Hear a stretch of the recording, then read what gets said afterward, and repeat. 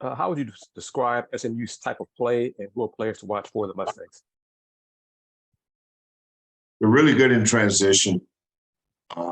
They've got the number one scorer in the Big 12, Big 12, in the conference in Zurich Phelps. He's averaging right at 20 points a game. His last 3 games, he's 20, 19, and 20. Then Zach Nuttall, who was the Southland Player of the Year over at Sam Houston State. There's, second year guys, like Quentin's second year here, Nuttall. Last year was just trying to figure it out. First year on the transfer. This year he's really, really playing well. So they've got 2 high-level guards in Phelps and Nuttall. But Rob made a tremendous adjustment for his team. Was taking Phelps off the point guard and putting him on the wing with Nuttall and moving Jalen Smith to point guard. Since he's done that, the second half against TCU, they were really good. I mean, they cut that thing to 6. I think it was 81-75 down the stretch there. Then they go to Hawaii, beat Iona. Iona's a really good team. Utah State was 11-1. They beat them. And then usually the hardest game you'll play in the Rainbow Classic or the Hawaii tournament in Honolulu is if you have to play the University of Hawaii, because that's their home gym, home crowd. And they led them. They were up 10 in the second half, and they lost it on a really tough shot at the buzzer. So forget their record, new coach, new school, new system, new players, trying to figure it out. And then they did. And now they're rolling. I mean, they're really playing well right now. But Jalen Smith, the point guard, Phelps, Nuttall, 2 excellent scoring wings. Both are bucket getters, especially Phelps. Nuttall is explosive. Phelps a bucket getter. And then up front, kid that started at Louisville last year, Samuel Williamson, McDonald's All-American, talented kid. And then Effie, all-conference player at Troy, 6'9", 240. I can't tell you how impressed I am with the job that Rob Lanier's done. I mean, he's done a great job. He's got his team playing good. They got good players. They're going to be a tough out from here out. Hey, Chris, we'll go to Randy McElvoy with CRC. Randy, go ahead, please. Hi, Kelvin. Good morning. I wanted to ask you if you can, with the news that everybody's following the injury last night, the health of DeMar Hamlin. Just your thoughts on that. It's affecting, across the board, all sports. People are weighing in. Just if you can discuss kind of your thoughts on that and how sports kind of now takes a back seat over the health of this particular player with the Buffalo Bills. Yeah, actually, I just got home from my radio show last night, and I turned TV on, and the channel was turned to that game, and I just saw it. I didn't know what I was watching. It's just it's just so real. It's reality. I'm just so proud of the athletic sports community, how they've all rallied to his family, to the young man. University of Pittsburgh, Pittsburgh native. I read about his toy drive. You know what it does? It puts a face on a human being instead of a number on a jersey. He's fighting for his life. But you know what it also does? It makes us realize the power of prayer. That's all we have. You know, we can't help him, but we can pray for him. That's powerful. Being able to pray, being able to ask other people to pray, and we all are. You know, we're praying hard for this young man and his family. Thank you, Randy. Thank you. Does anybody else have any questions for Coach as we move along here? I don't see any hands raised in the chat. Is anything else? We'll go to Daniel Gotera with KHOU TV. Daniel, go ahead, please.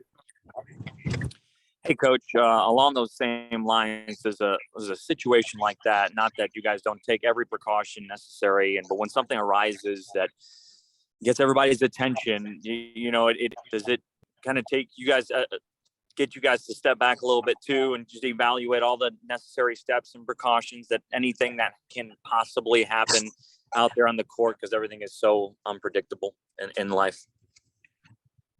Yeah. We have a great trainer.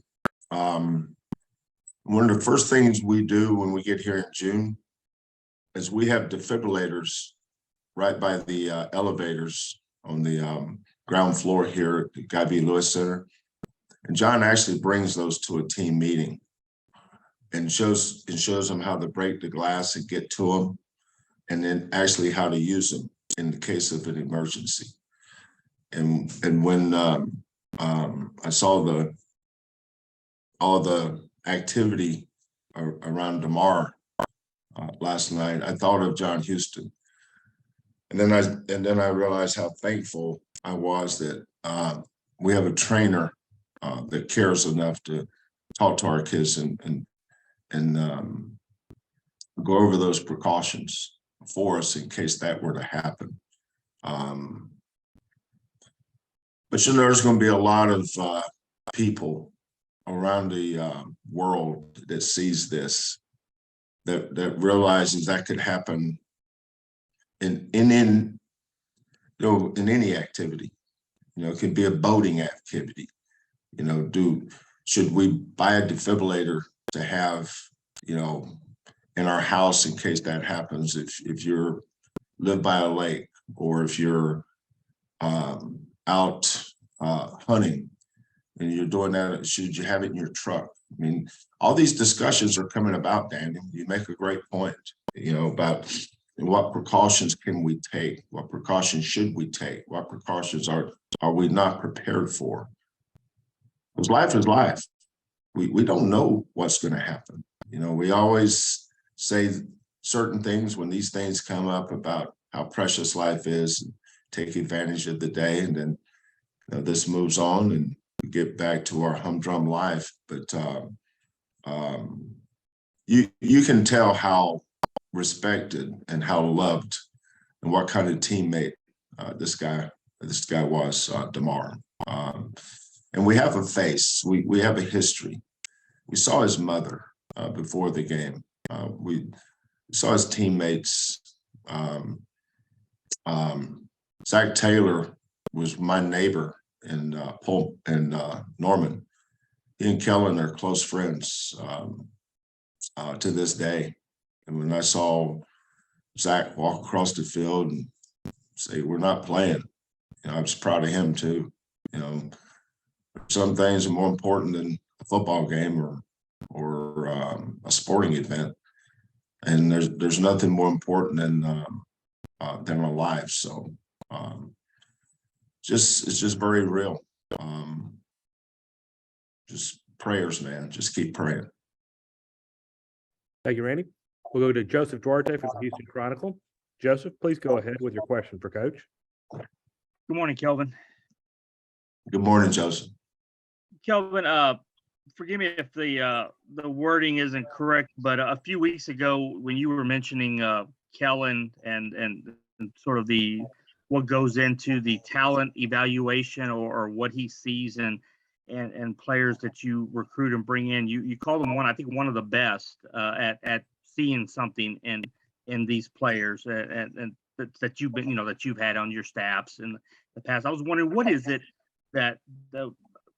about Kellen and what you've seen that growth in terms of his evaluation process and players that has impressed you so much? Well, I think it's knowing what you're evaluating for. You know, what is it for? You know, everybody can recruit, but one of the reasons why kids are constantly transferring is they don't fit.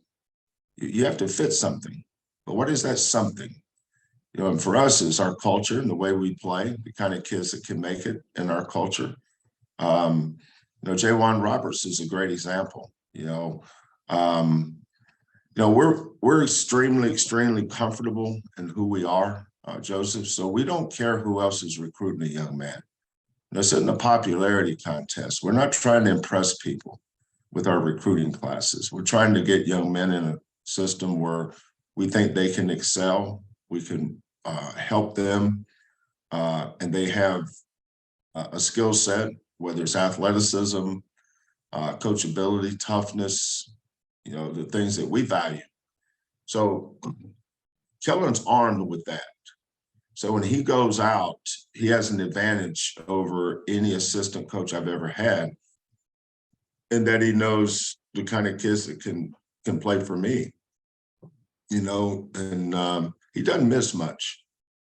You know, you can see that by our transfers. The kids that transfer, you know, we've had some kids that have done well here. You know, like Said Ali did well. You know, I still remember beating BYU at BYU. I think Said made, I don't want to start quoting numbers I'm not sure of. I think he made 5 threes, 6 threes, something like that. But you know, sometimes they don't continue to develop, and that's not anybody's fault. It's not the kid's fault, not the coaching staff. It's just sometimes things happen. And then early on, we took some kids that, and then we our recruiting kind of went to a higher level. But you know, we've got a young man coming in this week, for example, Said Lath. You know, these kids aren't ready today, you know, but you know what we like to do is just roll up our sleeves and put our gloves on and say, okay, let's go to work. You know, let's get in that gym and develop. But that kid's got to want to do that. You know, lazy kids don't get better, Joseph. You've got to want to work.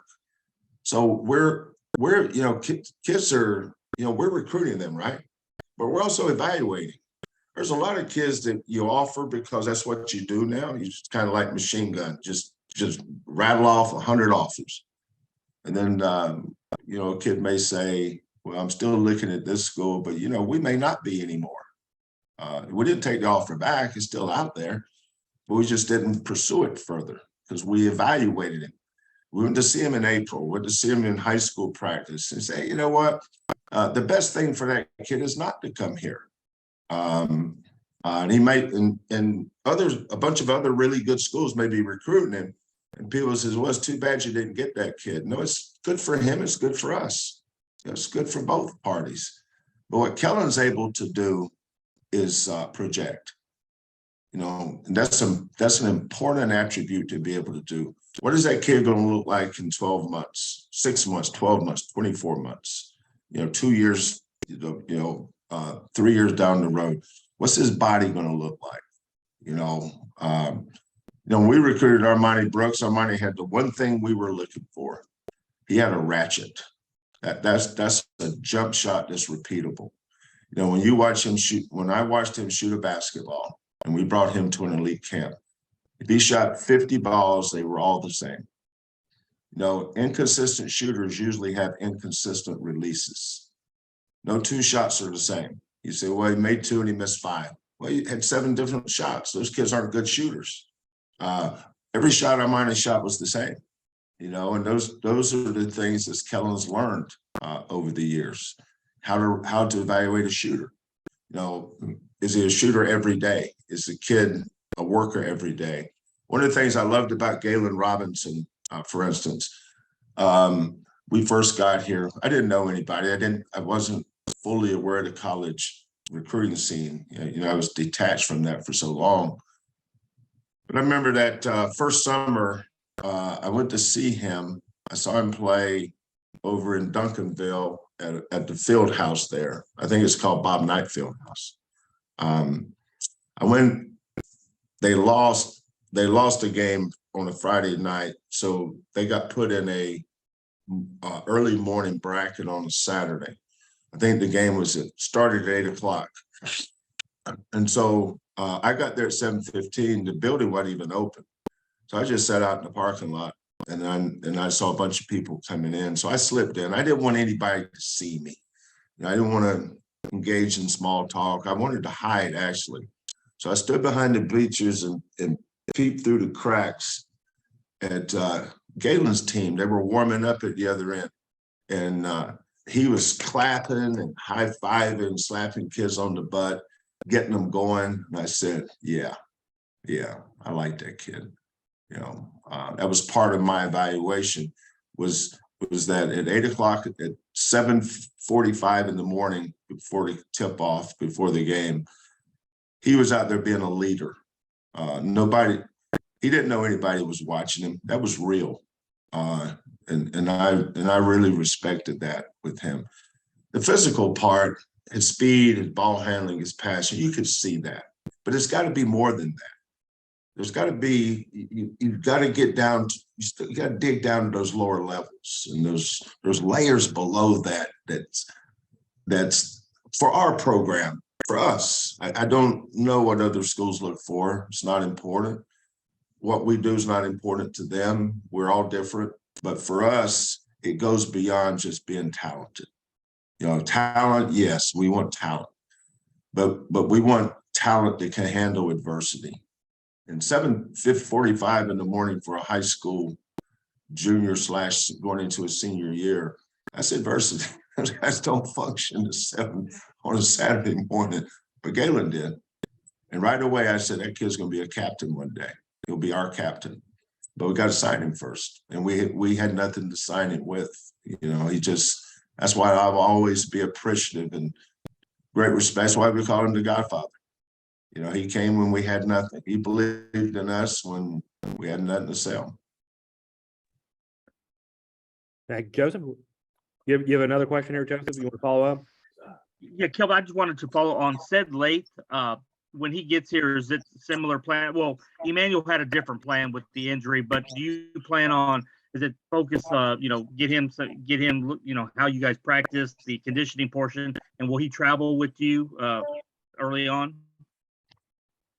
Yes, this will basically be his redshirt year, Joseph. So it'll be a typical redshirt, which means he can travel. But he's, he'll jump right in there with Reggie and JVA, Big Bowser. Bowser's back in practice now. Jairus, J1. We'll get him, and this is going to be great for him. This is a head start. He gets, think about it, January, February, March, April, May, June, July, August, September, October. He gets 10 months of work and progression. Instead of starting in June, he starts in January. So he has a head start from January to June. And obviously we have a plan on how to handle, Caleb Mills did it, Emmanuel did it. I think more and more kids are looking at this option versus going to, one of these factory schools or prep schools or whatever. They're taking the option to graduate early and be an early qualifier and start their freshman year early. Thank you, Joseph. Does anybody else? We'll go to Chris Gardner. Got time for a couple more questions. We'll go back to Chris Gardner. Go ahead, Chris. Coach, I think in the past you said you marked Christmas time as like a demarcation indicator of team progression. Where is this year's team? How are they progressing according to that timeline for you? Well, we're 14-1. We've had 2 big road wins. This team's progressing. We're moving in the right direction. Teaching a team how to win is not easy. It's hard to win a game. I never take any of them for granted. I always talk about the people that don't know what they don't know. Say, well, we'll win this game, this game, this game. I look at every game the opposite. So, well, we can lose this game, this game, this game, and this game if we don't play the right way. So for us, we have to know how we want to play. Roles have to be defined. Roles have to be accepted.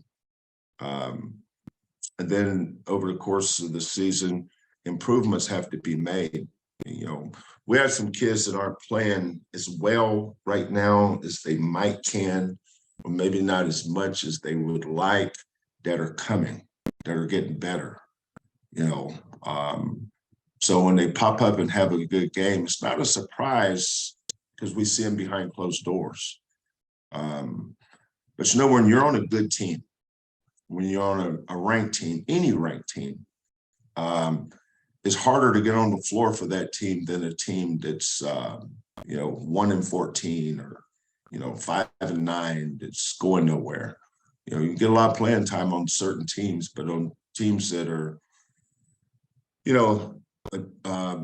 some of these really good teams, it's just tough. But you have to keep working and control your attitude and control your effort. And one of the things that I like about our team is we have a team full of good teammates. These guys are good teammates. Sometimes I may get upset at a kid and put him on the line and make him run. I look up there and there's 4 guys running with him because they said, Coach, we were doing the same thing. You just didn't see us. I said, well, get on there and run with him then. But that's an example of what I'm dealing with. I have great kids. I love this team. I feel blessed and lucky to be able to coach these kids. I don't know what the journey's going to hold, but we're going to enjoy it. We'll lose our share of games, just like everybody else will. It's a long season. You're dealing with 18 to 22-year-olds. There's a lot of unpredictability, especially when you go on the road. But when you lose, you learn. And when you win, you learn. You just hope you win a lot more than you lose. We'll go back to Joseph Duarte. Go ahead, Joseph.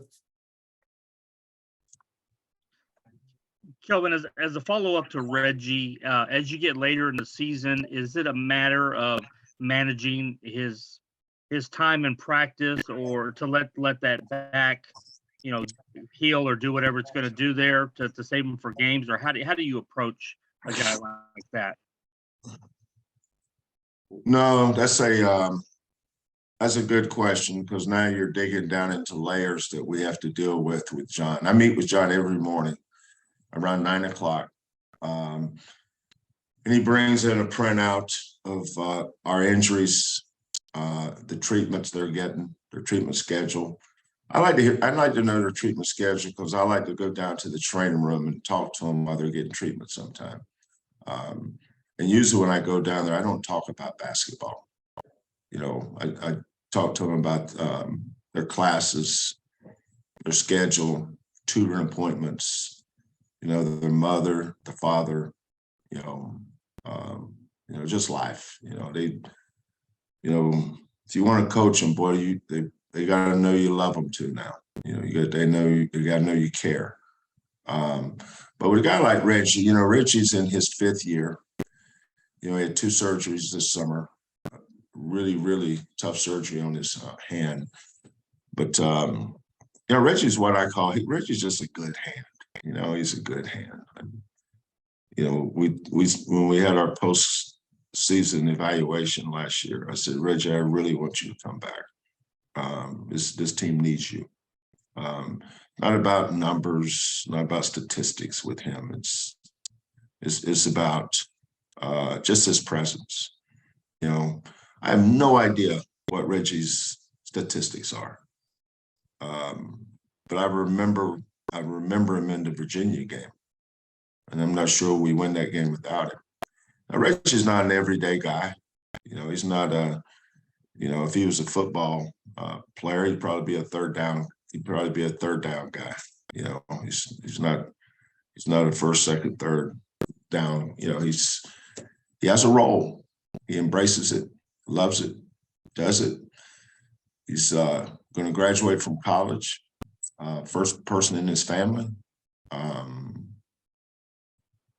He's just one of those guys that, I'm, lucky to have him and fortunate that he decided to come here and stick it out through some tough times. He's got a youngster, and Reggie deserves a lot of credit for JVA's development too.